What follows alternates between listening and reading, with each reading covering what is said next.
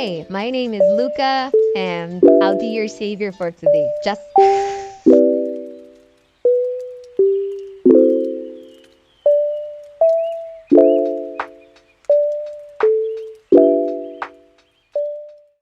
Hello guys, welcome back sa ating YouTube channel at ngayong araw is eto na, may balita na tayo itong latest update tungkol sa issue ni Pura Loca Vega.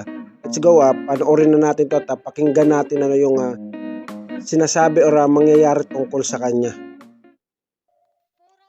Pura Loca Vega, tinawag na kampon ni Satanas.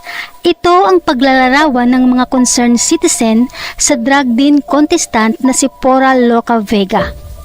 Matapos nitong lapastanganin at bastusin ang sagradong imahe ng tagapagligtas at sinasamba ng mga deboto na si Poong Nazareno. So sa issue na to, noong July 22 nagsimula, if I'm not mistaken, itong pagbababoy, paglapastangan ni Pura Loca Vega sa imahe ng Nazareno, at doon na rin sa yung ostya niya, yung pagkain niya, yung parang minukbang niya lang yung ostya, which is mali naman talaga. Ngayon eto na, yung issue ni Pura Loca Vega is lumaki ng lumaki, di ba? Dahil nga to dun sa kagagawa niya, yung kababuyan niya. At ang banal na kanta, Isa pa to, itong kanta na Ama Namin, di ba?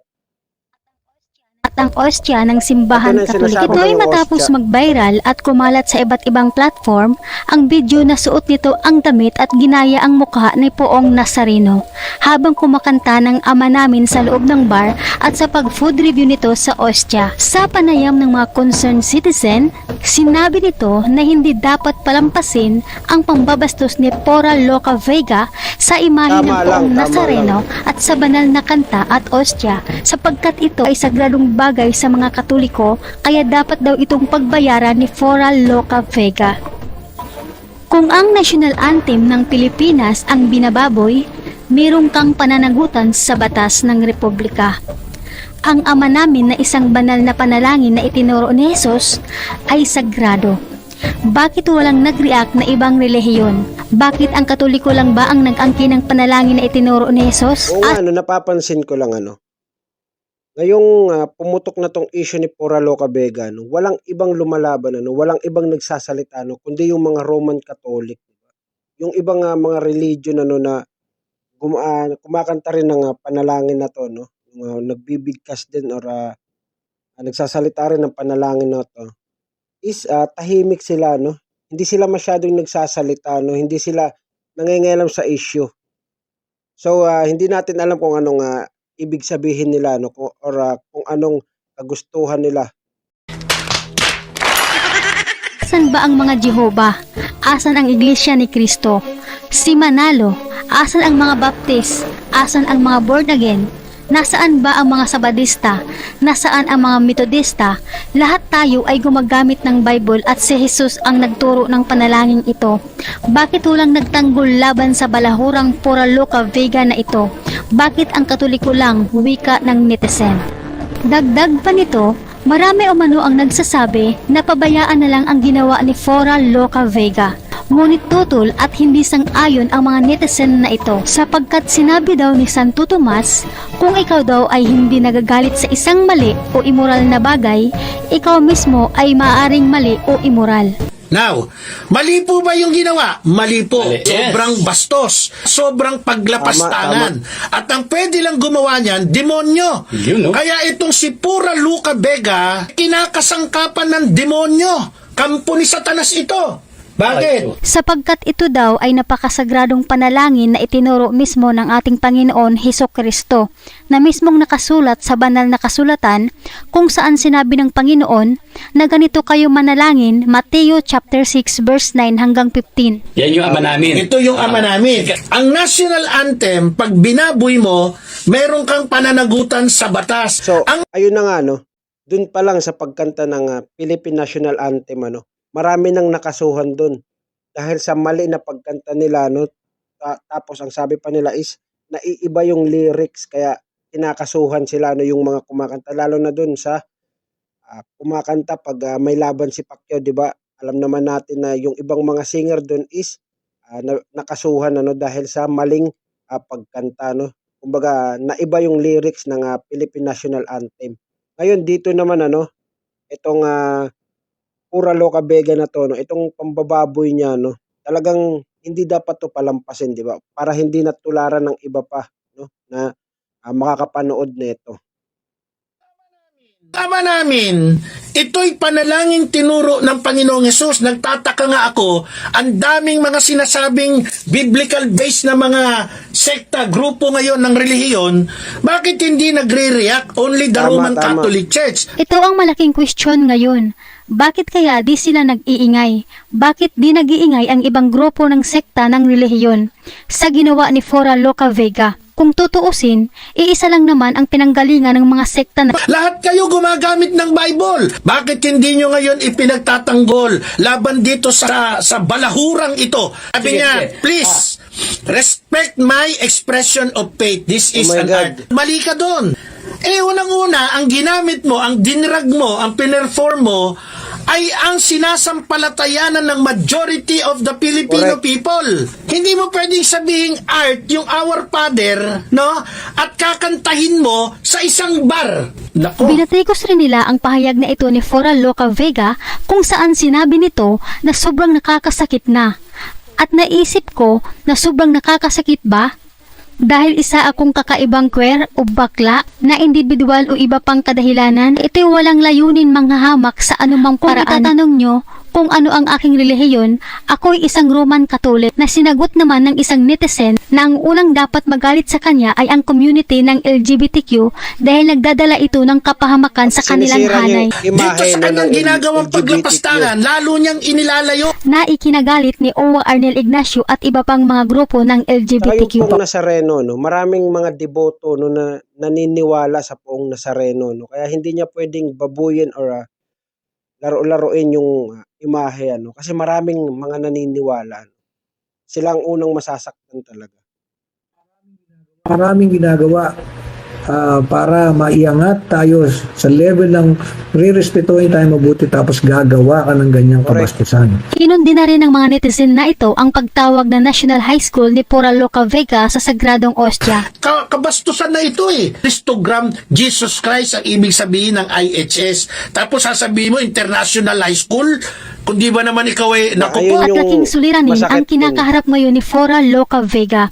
Dahil marami sa mga Pilipino ngayon ang nananawagan kay Senator Raffy Tulfo na dapat managot si Pura Loca Vega sa kanyang ginawang pambabastos sa mahal na Poong Nazareno. So ayun na guys, ano, salamat dito sa video ni Bisan Uno News, ano, sa page niya. Napakaganda, no, talagang clear na clear yung pagpapaliwanag niya. So dito naman tayo, no, bali yung issue na to, no, is nagsimula noong July 20, which is binan siya muna sa General Santos City, ano. Tapos after 2 weeks, ano, maraming nagsilabasan ng mga issue, ano, ng mga nagsalita or mga nagalit dito, nagbatikos dito kay Pura Loca Vega, ano, sa ginawa niya, no.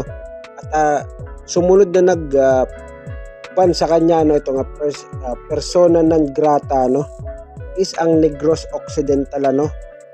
Nakaban na rin siya doon, kumbaga hindi na siya welcome doon, ano. Sumunod dito ay ang Bukidnon, tapos kahapon is Maynila, no. Itinuturing na siyang persona non grata sa buong lungsod ng Maynila. Kaya't naglabas naman kagad ng statement itong si Pura Loca Vega, no, nung nalaman niya na persona non grata na siya sa Manila, no. At ito yung sinabi niya. Tell me exactly what I did wrong.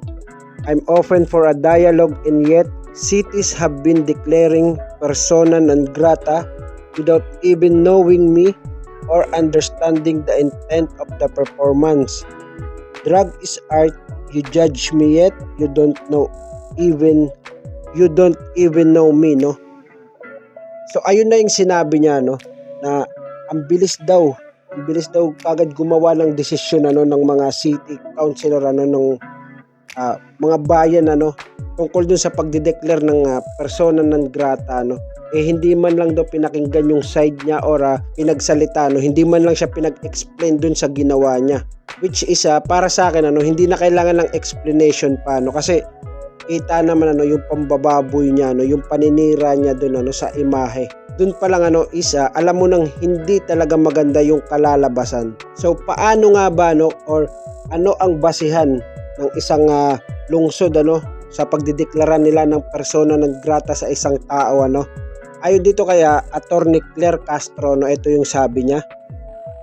Maaring ideklarang persona non grata ang isang dayo o dayuhan na hindi nagpapakita ng utang na loob. Pero maaring mabawi ang deklara ng persona non grata kung hihingi ng paumanhin o areglo ang mapapatawan nito. So, meaning dun sa case ni Loca Vega, ni Pura Loca Vega, ayaw niyang humingi ng pasensya or ng public apology, kasi sabi niya nga drug is an art, tsaka wala naman daw masama sa ginagawa niya kasi hindi niya naman daw tinatapakan. Sa katunayan nga sabi ni Pura Loca Vega sa kanyang statement na yung ginawa niya is pagsamba niya sa ating Panginoon dahil ang relihiyon niya rin daw is Roman Catholic, which is parang ang pangit naman parang ang laswa naman tignan, ang sagwa tignan kung ganun yung way mo para mag-praise o magbigay ng papuri sa Panginoon sa ganung pamamaraan, parang napakapangit, hindi ba? At as of now pinatawan si Pura Loca Vega ng persona non grata ng 7 mga city ito ay ang General Santos City which is ito yung kauna-unahang nag-declare ng persona non grata Pangalawa ay Negros Occidental, pangatlo ay Bukidnon, ang Maynila, ang Florida Blanca ng Pampanga, San Pablo Laguna at Nueva Ecija Alam nyo guys, umiikli na yung mundo ni Pura Loca Vega ito na yung nangyayaring karma sa kanya which is paunti-unti tinataboy na siya ng bayang sinilangan niya nakakalungkot mang isipin, pero wala tayong magagawa dahil ginawa niya yung mali at kumampi siya sa mali. At ayun lang guys, salamat sa panonood at huwag niyo kakalimutan mag-subscribe at i-hit ang notification bell para lagi kang updated pag meron tayong in-upload na bagong mga video Kapag meron pa tayong bagong latest dito tungkol kay Pura Loca Vega is i-upload natin yan at ilalabas natin yan kagad. Kaya stay tuned lang kayo dyan. Yun na nga, kagaya ng sinabi ko kanina, mag-subscribe lang kayo para makita nyo para malaman nyo kagad yung mga update tungkol kay Pura Loca Vega. Ayun lang, salamat.